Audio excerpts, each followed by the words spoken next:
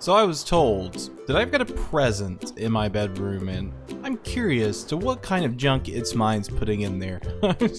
Let's just see what's going on here. Open it up. Whoa, okay, alright. This looks like my present. Oh, wow. Oh, wow. That's insane.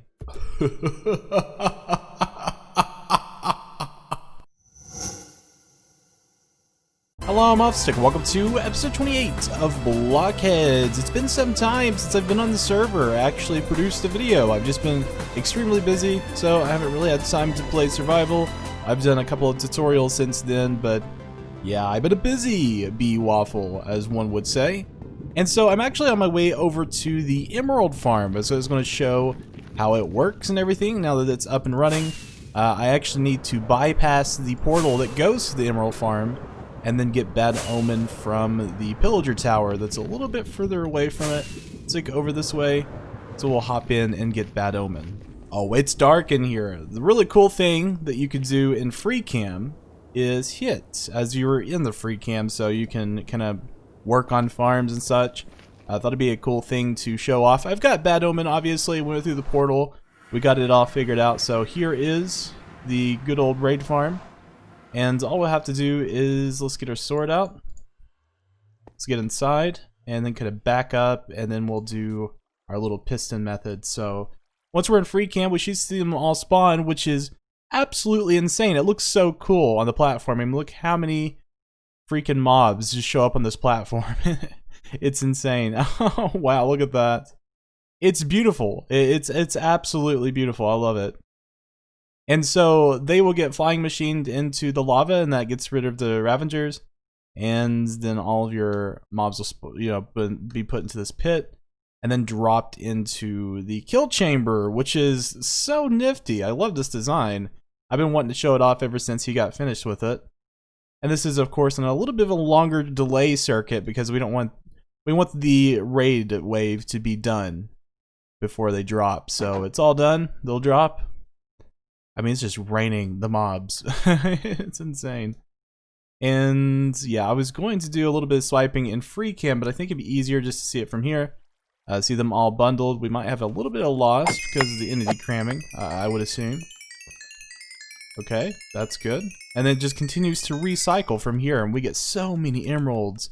An insane amount of emeralds. So there'll be another wave that spawns. Hopefully I can get up here in time. Maybe. Possibly. Yes, we could see it in action once again. And it just continues repeating that cycle. Super useful farm. So I tried to fly away for a minute to see if these guys will despawn, and I don't think they will. I think they'll just remain there. Oh no, they do despawn. That's very useful to know. And so I've got my Hero of the Village 5 effect. Very nice. And yeah, that's just a very effective farm. These are the emeralds that I picked up from just standing there killing a few waves. And for our storage system, we're using a cycler, so items will cycle through, get picked up, the ones that we want, and I guess the ones that are like single stack, they'll just despawn. I mean, from what this is what it appears to be. I mean, I think he has some filters up there. I'm not even totally sure, but I know he's got some filters down here. Look at that. Double chest of emeralds. Beautiful. There's a beacon waiting to happen. A bunch of these banners, which I think we're trying to do like an automatic setup so we can wash those banners in a cauldron. Oh, so he's got like a little shulker loader for the emeralds. That's neat. He was telling me about it. Nice little shulker loader. Good to have for the emeralds. And yeah, that's pretty much the raid farm in its entirety. Very nifty design. Don't ever have to worry about emeralds again. So we've got nether roof access now. We've done a little tunnel on the top, and a farm has been built. Ah, does it look familiar? Ooh, a Hogland Farm. So this was made by Hex, which is really cool. I'm glad that he's shipping on some of the technical projects, just stretching some of his technical abilities. Because if you didn't know it, Hex used to be a redstoner and like a big, farmer into the technical stuff, and then he kind of transitioned into a builder. And it's just kind of neat to see that old self of him come back. But we've got some Hoglands coming through the drop pit, it looks like. Now you can optionally do some swiping right here. Occasionally you'll find some that are still alive, and you can get looting 3 on those. So, really neat setup. I like this a lot. We've got a lot of pork chops now. I think I just picked up quite a bit of pork chops just now. We could feed, as Ismine had said, about 5 servers. I mean, this is just insane. Look at all that leather, too.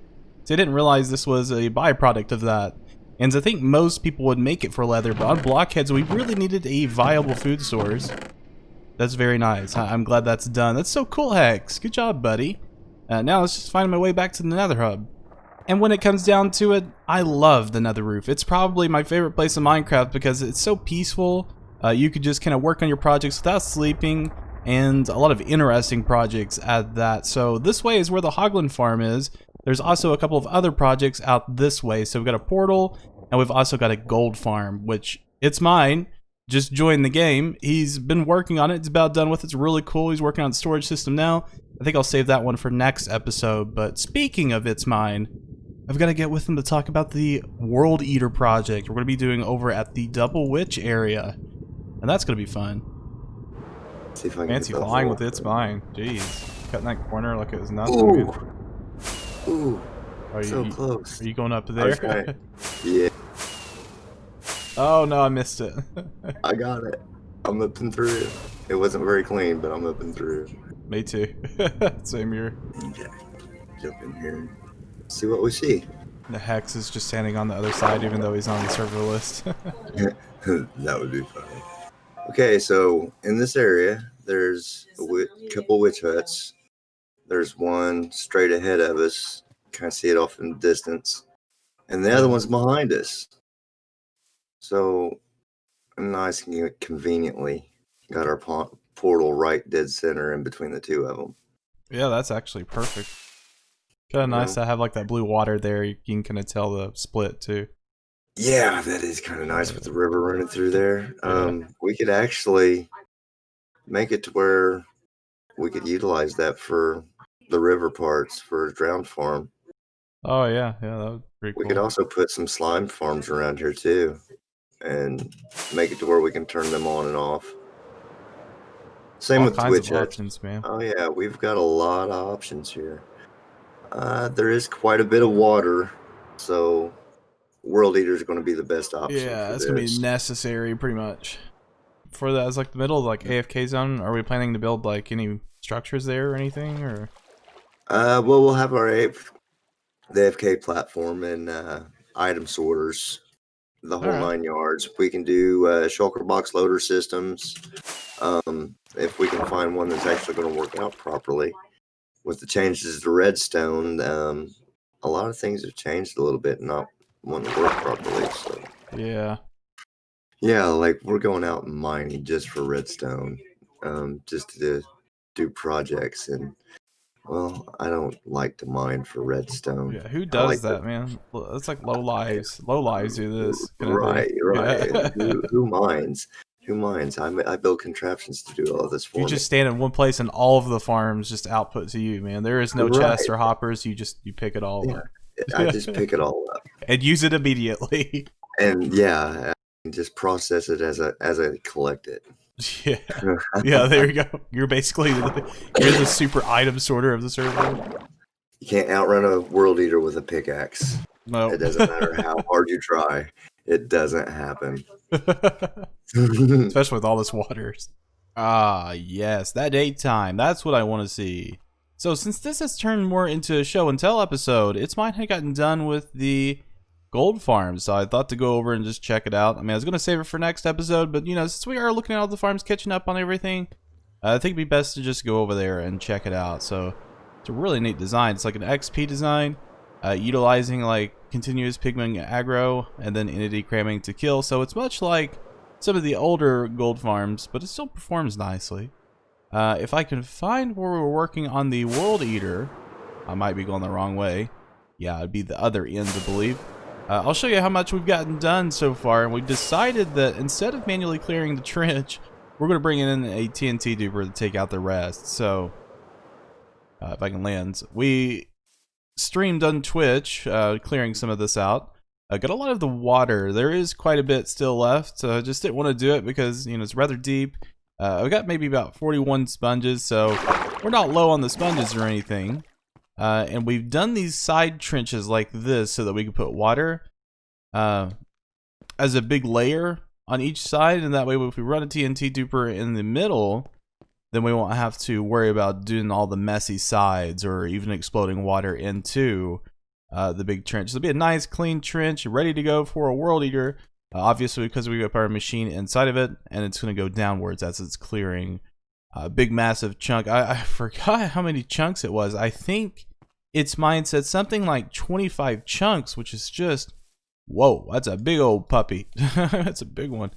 And let's see, is all my sponges in here before I leave? I just want to just see. Yeah, I've got them all there. Okay, so let's go over to the nether. I'll show you the progress that has been made on the gold farm. Well, it's complete, but quite a bit of progress to just kind of catch you guys up on.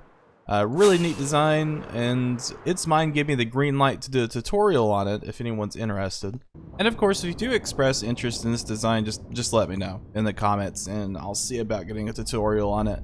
And of course, this also includes a bartering system, so having all those additional items from the piglins, that's nice. I mean, we got frying obsidian, which is super awesome. I don't know if we have, oh, this is obsidian. Regular obsidian's nice to have an automated source. That's a little overpowered, in my opinion. I don't know, bartering system.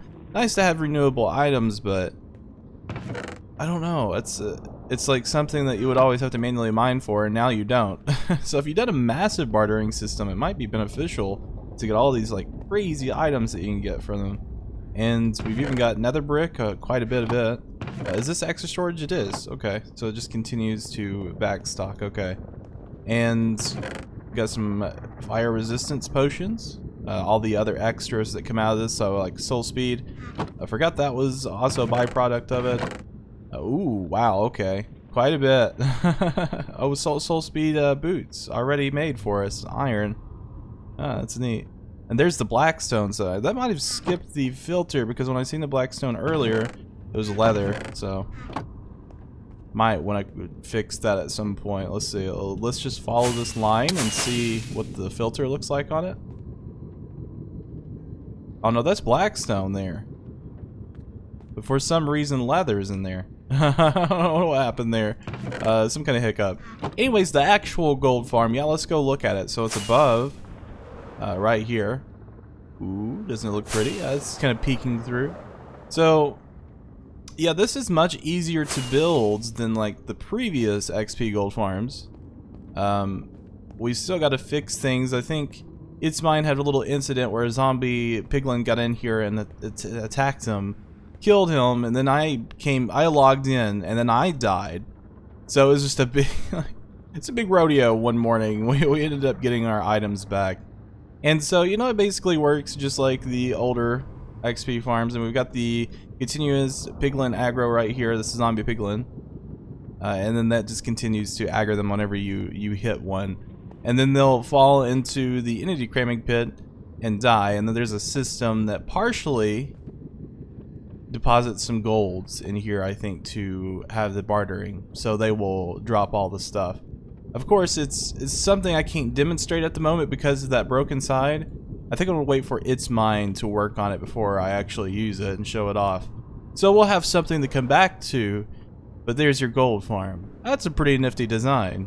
So I'm going to go back. I was playing with the farm a bit, but we got one more thing to look at. If we go into video settings, distortion effects. Oh, that's a thing in 1.16, so you don't have to worry about that weird distortion when you're going through the nether portal. It's so much easier on the eyes because I'm going through the nether portal so much. But yeah, aside from that topic, here is the other farm, the Hexy Feller. Done. Ah, beautiful, beautiful. Loving it. Like a little crimson roots and warped fungi kind of area. So if you wanted to, you can go back and forth. There is a tripwire hook. They'll pick up your movement, and then bone mill. And then you can get as much as this as you want. So I think there's a minecart system that's supposed to be going, but... Oh, okay. Alright, I see. Okay.